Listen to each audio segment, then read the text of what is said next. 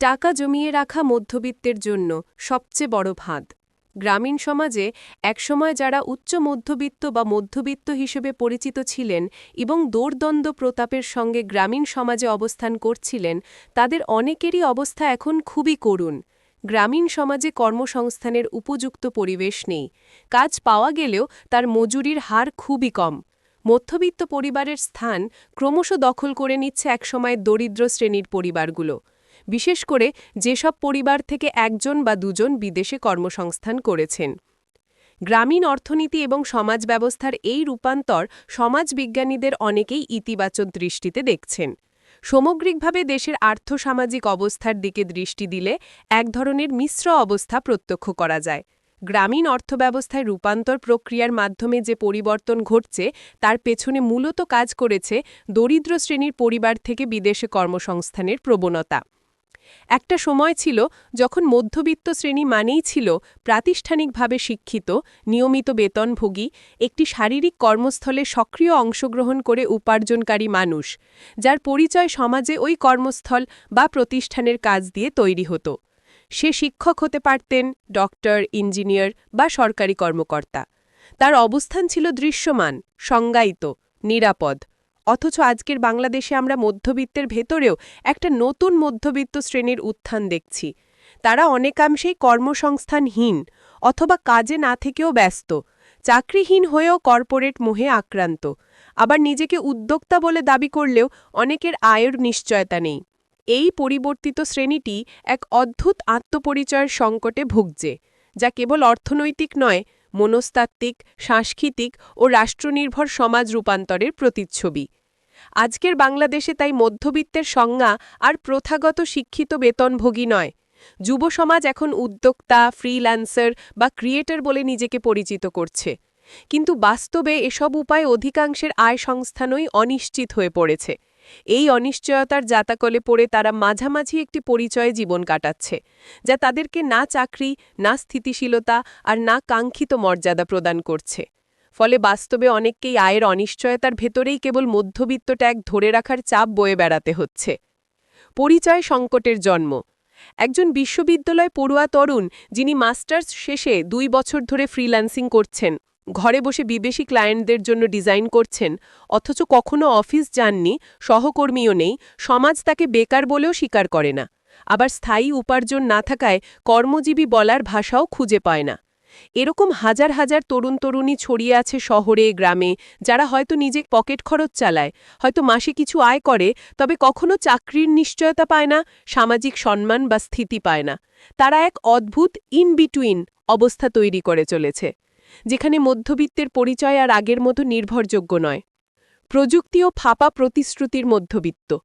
গত 1 দশকে e-commerce, Facebook ভিত্তিক অনলাইন উদ্যোক্তা সংস্কৃতি, ডিজিটাল মার্কেটিং, ইনফ্লুয়েন্সার পেশার প্রসার এই শ্রেণীর আত্মপ্রবঞ্চনা আরও বাড়িয়েছে। চাকরি নেই, তবে অনলাইন স্টোর আছে। অফিস নেই, কিন্তু প্রোফাইলে ফাউন্ডার অ্যাট লেখা। বহু ক্ষেত্রে এগুলোর পেছনে নেই কোনো আয়-ব্যয় পরিকল্পনা, নেই সুশৃঙ্খল প্রতিষ্ঠানগত কাঠামো। নিজের ঘরই অফিস, নিজের ভাই বা বোন কর্মী, এবং আয়ের উৎসও অস্থায়ী। অথচ সামাজিকভাবে তারা মধ্যবিত্ত জীবনযাপন করতে বাধ্য। শিক্ষা, পোশাক, প্রযুক্তি ব্যবহার, বিনোদনের ধরন সবই মধ্যবিত্ত শ্রেণীর, কিন্তু অর্থনৈতিক নিশ্চয়তা অধিকাংশেরই হচ্ছে না। এসব নানা নামের ডিজিটাল মাধ্যমে সফলতা এখন যেন পণ্যের মতোই বিক্রি হচ্ছে। একটা স্কিল শেখো, অনলাইন কোর্সে নাম লেখাও, নিজেকে ব্র্যান্ড বানাও, তাহলেই লাখ টাকা আয় সম্ভব। ফেসবুক, ইউটিউব খুললেই চোখে পড়ে এমন শত শত বিজ্ঞাপন, যেখানে বলা হয় তুমি চাইলেই পারবে, সফলতা শুধু ইচ্ছের ব্যাপার, ইত্যাদি ইত্যাদি চটকদার কথাবার্তা। আর এসবের পেছনে থাকেন একদল মোটিভেশন স্পিকার, যারা স্টিভ জবস, এলন মাস্ক বা জুকারবার্গের মতো দুনিয়ার সেরা সফল ব্যক্তিদের গল্প বলে বোঝাতে চান তুমি চাইলে এমন হতে পারো। কিন্তু বাস্তবতা এতটা সহজ নয়। আর এই চাইলেই পারবে দর্শন অনেক সময় তরুণদের জীবনের সবচেয়ে বড় প্রতারণার ফাঁদ হয়ে দাঁড়ায়। কারণ যে যেভাবেই ভাবুক না কেন, বাস্তবতা এটাই যে সবার পক্ষে সেরা হওয়া সম্ভব নয়। 1 কোটি মানুষের মধ্যে একজন হয়তো জুকারবার্গ হতে পারে, বাকিরা তেমন হওয়ার চেষ্টা করলেও এক পর্যায়ে ব্যর্থ হয়ে হাল ছেড়ে দিতে বাধ্য হয়। এই চাইলেই পারবে দর্শনে বড় সমস্যা হলো এটি ব্যর্থতার জায়গাটিকে অস্বীকার করে। তরুণদের শেখানো হয় না যে ব্যর্থতা স্বাভাবিক, প্রত্যেকে নিজের জায়গা থেকে সীমিত সাফল্য নিয়ে বাঁচতে পারে, বরং বোঝানো হয় তুমি সেরা না হলে তুমি ব্যর্থ। আর এখানেই শুরু হয় আত্মপ্রগঞ্চনা, হতাশা আর এক ধরনের মানসিক চাপ। বেশিরভাগ মোটিভেশন বক্তা মধ্যবিত্ত তরুণদের দুর্বল মুহূর্তে ধরেন, যখন চাকরি নেই, কখনো স্বপ্ন আবার কখনো হতাশায় ভোগে। তখন তারা বলেন, এই স্কিল শিখে আয়শুরি করো, সফল হও। কিন্তু বলেন না সফল না হলে কি হবে।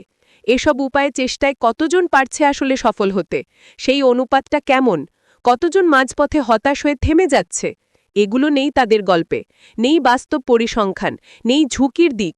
ফলে তরুণ উৎসাহে ঝাঁপ দেয়, কিছুদিন পরে বোঝে এই পথ এতটা মসৃণ নয়, আর তখন অনেকে আর ফিরে দাঁড়াতে পারে না। হতাশা, আত্মবিশ্বাসের ভাঙন, নিজের ওপর সন্দেহ, এই সব নিয়ে অসংখ্য মধ্যবিত্ত তরুণ বস্তুত হারিয়ে যায়। অনেকে আত্মহত্যার মতো পথ বেছে নিতে বাধ্য হয়। মোটিভেশন প্রয়োজন, নিঃসন্দেহে, কিন্তু সেই মোটিভেশন যদি বাস্তব বিবর্জিত হয়, যদি তা অতিশয়োক্তিতে ভরা হয়, তাহলে তা সাহায্যের চেয়ে ক্ষতিই বেশি করে। বাস্তবতা হলো সবার জীবনের পথ আলাদা। কেউ উদ্যোক্তা হবে, কেউ চাকরি করবে, কেউ হয়তো শিল্পী, কেউ কৃষক। সবার সফলতার সংজ্ঞাও এক নয়। এই বহুত্বের জায়গা থেকেই তরুণদের সাহস দেওয়া উচিত। না হলে এই তুমি চাইলেই পারবে দর্শন একসময় হয়ে দাঁড়ায় তুমি পারোনি, কারণ তুমি অযোগ্য, তাই তুমি ব্যর্থ। এরকম মানসিক বিষে পরিণত হয় বিষয়গুলো। কর্মসংস্থান না থাকলে মধ্যবিত্ত কিভাবে টেকে? একটি সমাজ তখনই মধ্যবিত্ত শ্রেণী তৈরি করতে পারে যখন সেখানে আয়ভিত্তিক গতিশীলতা থাকে, নিচ থেকে ওপরে ওঠার সিঁড়ি তৈরি হয়। অথচ বাংলাদেশে দীর্ঘদিন ধরে স্থায়ী কর্মসংস্থান কমে এসেছে। বিসিএস কিংবা ব্যাংক নিয়োগের বাইরে ভালো চাকরির সুযোগ হাতে গোনা। অধিকাংশ কর্পোরেট চাকরিও প্রজেক্ট ভিত্তিক, অস্থায়ী। যারা বিশ্ববিদ্যালয় থেকে পাশ করে বেরোচ্ছে তারা হয় বিদেশে পাড়ি জমাচ্ছে, নয়তো ব্যস্ত সামাজিক মাধ্যমে একটি কৃত্রিম ব্যস্ততা তুলে ধরতে। বাস্তবে কোনো কর্মসংস্থান না থাকা মানে সামাজিক মর্যাদাও ধীরে ধীরে ক্ষয় হচ্ছে। মধ্যবিত্ত মানে এখন মানসিক রোগী? একটি আন্তর্জাতিক গবেষণায় দেখা গেছে অনিশ্চিত পেশাজীবী শ্রেণীর মধ্যে বিষণ্ণতা, আত্মঘৃণা, একাকিত্ব, নিঃসঙ্গতা অনেক বেশি। বাংলাদেশের নিঃশব্দ প্রতিফলন প্রতিদিনই আমরা দেখছি।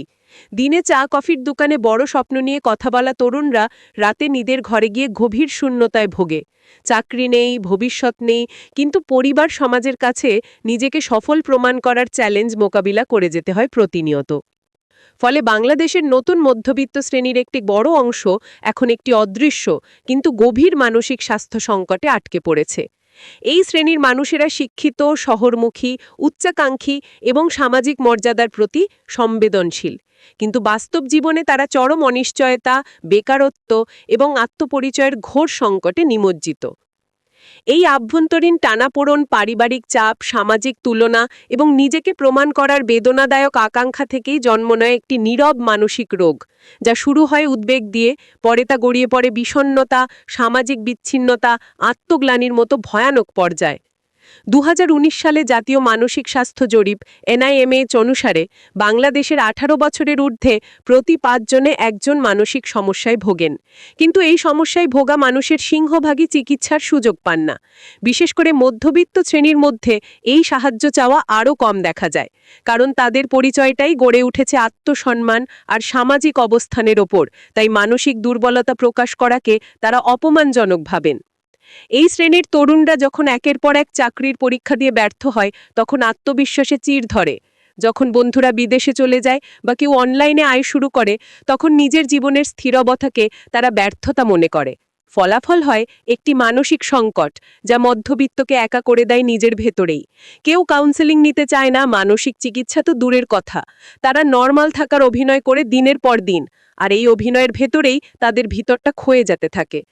বাংলাদেশের উদীয়মান মধ্যবিত্ত তরুণের একাংশ এখন চাকরি নেই, আয় নেই, কিন্তু প্রত্যাশার বোঝা নিয়ে ছুটে চলেছে। তারা দিনে হয়তো ফেসবুক বা ইনস্টাগ্রামে উদ্যমী ক্যাপশন দেয়, কিন্তু রাতে ঘুম আসে না। তারা হয়তো বন্ধুদের সঙ্গে ক্যাফেতে আড্ডা দেয়, কিন্তু নিজের মূল্য আর যোগ্যতা নিয়ে সন্দিহান। এই বাস্তবতায় বলা যেতে পারে মধ্যবিত্ত মানে এখন অনুচ্চারিত মানসিক রোগী, যার রোগটা সে নিজে বুঝতে পারলেও স্বীকারও করতে পারে না। আত্মপ্রতারণা বনাম আত্মরক্ষা। বাধ্য হয়ে মধ্যবিত্ত শ্রেণীর মানুষেরা নিজেদের খুব প্রোডাক্টিভ, উন্নয়নমুখী, ইনোভেটিভ এবং সফল হিসেবে তুলে ধরার চেষ্টা করতে সামাজিক মাধ্যমে ঢাকঢোল পেটাচ্ছে। কিন্তু আদতে এসব হয়ে যাচ্ছে একরকম আত্মপ্রতারণা। দিন শেষে এটি মানসিক আত্মরক্ষার উপায় মাত্র, না হলে তারা ভেঙে পড়বে। একজন তরুণ যখন বলে আমি উদ্যোক্তা বা আমি কন্টেন্ট ক্রিয়েটর, তার পেছনে প্রমাণ হিসেবে কোনো ট্যাক্স রেকর্ড নেই, কোনো মাসিক ইনকাম নেই, তবুও সে বলছে, আসলে বলতে বাধ্য হচ্ছে হয়তো, কারণ চুপ করে বসে থাকা বা কিছু করতে না পারা মানে পরাজিত হওয়া। এই মধ্যবিত্ত শ্রেণীর নতুন তরুণেরা জীবনে একটি ভয়ঙ্কর মিশ্র অনুভব ক্রমেই স্পষ্ট হয়ে উঠছে। তারা জানে বাস্তব কঠিন, কিন্তু নিজেকেই তারা প্রতিদিন ভুল বোঝাতে থাকে। নিজের স্বপ্ন বাঁচিয়ে রাখতে গিয়ে তারা এক আত্মপ্রতারণার জালে আটকে যায়। যেমন কেউ হয়তো ৩ বছর ধরে ফ্রিল্যান্সিং শিখছে, কিন্তু এখনো কোনো প্রকল্প পাচ্ছে না। তবুও সে নিজের ফেসবুক প্রোফাইলে লিখে রাখে freelance web developer, digital marketer, influencer entrepreneur ইত্যাদি।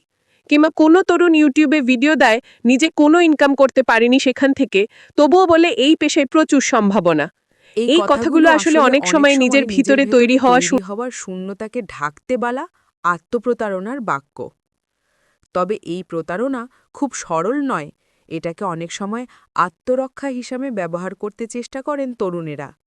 তারা জানেন যে তারা একরকম অভিনয় করছেন, নিজের সঙ্গে, সমাজের সঙ্গে। কিন্তু এই অভিনয়ই হয়তো তাদের ক্ষণিকের মানসিক ভারসাম্য বজায় রাখছে। এটি একদিকে আত্মরক্ষা হলেও কিন্তু দীর্ঘমেয়াদে এটি সামগ্রিক আত্মপ্রবঞ্চনায় পরিণত হয়। এই চক্রবুহে প্রবেশ করার পর তরুণরা প্রতিটি দিন কাটায় এক দোলাচলে। আমি কি সত্যিই কিছু করছি, নাকি শুধু করার ভান করছি? এই প্রশ্নের উত্তর না পেয়ে কেউ হতাশায় ঢুকে পড়ে, কেউ নতুন কোর্সে ভর্তি হয়, কেউ আত্মবিশ্বাস দেখাতে ফেসবুকে সাকসেস স্টোরি বানায়। এইভাবে তারা বাস্তবতাকে মুছে ফেলে, এক ধরনের কল্পিত আত্মপরিচয়ের আড়ালে। তাদের অনেকেই হয়তো জানেই না এই আত্মপ্রতারণা মানসিক অবসাদকে আরও গভীর করে তোলে ধীরে ধীরে। প্রশ্ন হল, এই মধ্যবিত্ত তরুণদের কি দোষ? তারা কি উদ্দেশ্যমূলকভাবে প্রতারণা করছে? তা কিন্তু না মোটেও, বরং তারা বাঁচার চেষ্টা করছে। কিন্তু সমাজ যখন তাদের কেবল সাফল্যের গল্প শোনায়, ব্যর্থতার সত্যিটা না বলে। আর মধ্যবিত্ত সমাজের বড় এক সংকট হল ব্যর্থকে গ্রহণ করতে রাজি না হওয়া। মধ্যবিত্তের বিপন্নতা রাষ্ট্রের বিপন্নতা। এই তথাকথিত নতুন মধ্যবিত্তের অবস্থা শুধু অর্থনৈতিক সংকট নয়, এটি সমাজের ভবিষ্যৎ স্থিতি নিয়ে বড় ধরনের প্রশ্ন তোলে। কোনো রাষ্ট্রের সামাজিক ও রাজনৈতিক স্থিতিশীলতার সবচেয়ে গুরুত্বপূর্ণ স্তম্ভ হল তার মধ্যবিত্ত শ্রেণী। কারণ এই শ্রেণী সাধারণত দেশের শিক্ষিত, উৎপাদনশীল, নীতিনিষ্ঠ এবং মূল্যবোধ সম্পন্ন জনগোষ্ঠী হিসাবে পরিচিত। তারা রাষ্ট্রের সুশাসনের পক্ষে থাকে, গণতন্ত্রকে ধারণ করে, অর্থনীতিকে সচল রাখে এবং সংস্কৃতি ও চিন্তার ক্ষেত্রেও নেতৃত্ব দেয়। ফলে মধ্যবিত্ত যদি বিপন্ন হয়, তাহলে তা কেবল একটি শ্রেণীর সংকট নয়, বরং তা রাষ্ট্রের ভিত দুর্বল হয়ে পড়ার লক্ষণ। বাংলাদেশের বাস্তবতায় দেখা যাচ্ছে, নতুন মধ্যবিত্ত শ্রেণীর বড় একটি অংশ এখন কর্মসংস্থানহীন, পরিচয়হীন এবং আত্মবিশ্বাসহীন হয়ে পড়েছে। তারা না পাচ্ছে স্থায়ী চাকরি, না পাচ্ছে নির্ভরযোগ্য আয়, না পাচ্ছে সামাজিক মর্যাদা।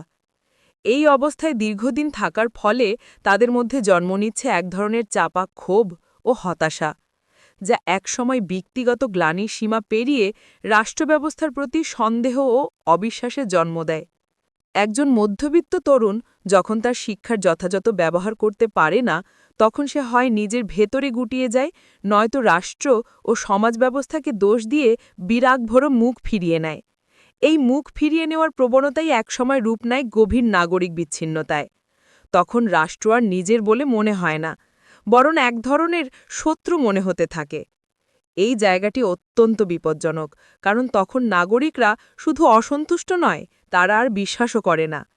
এই বিশ্বাসহীনতা ধীরে ধীরে সমাজে একটা অবক্ষয়ের সংস্কৃতি তৈরি করে, যেখানে তরুণেরা ন্যায়নীতি বা সততার পথে থাকার আগ্রহ হারিয়ে ফেলে। তারা সহজেই মেরুকৃত রাজনীতি, চরমপন্থা বা বিভ্রান্তিমূলক পথের দিকে ঝুঁকে পড়ে।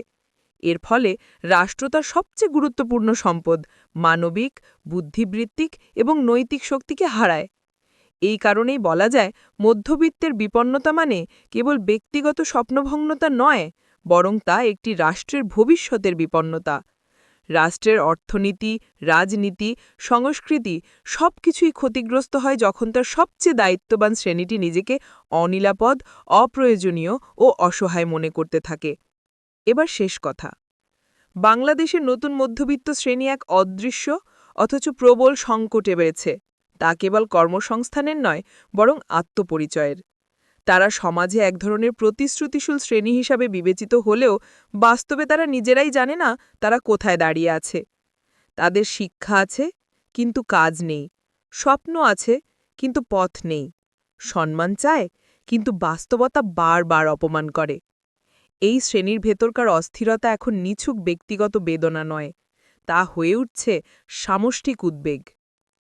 যেখানে একটি সমাজের সবচেয়ে সচেতন, সম্ভাবনাময় শ্রেণী, যুব মধ্যবিত্ত, নিজেকে মূল্যহীন, অসফল বা নিরর্থক ভাবতে শুরু করে, সেখানে রাষ্ট্রের ভবিষ্যতও ধীরে ধীরে ঘোলাটে হয়ে পড়ে।